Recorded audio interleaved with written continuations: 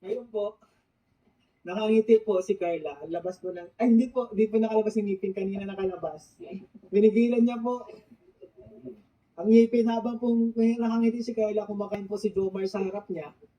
And yung kinakain po ni Jomar is yung binigay ni Carla na food sa kanya.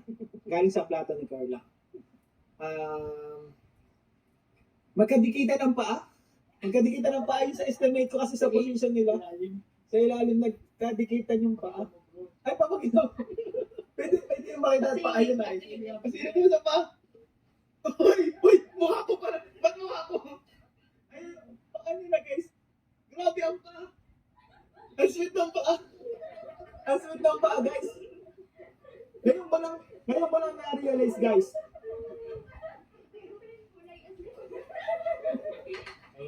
Ngayon ba lang na-realize. Nakakakilig pala ang paa. Nakakakilig ang paa guys. Grabe, binigyan din ako guys. Parang pantatlong tao na itong kakainin ko. Guys, yung paa, nakita niyo yung paa?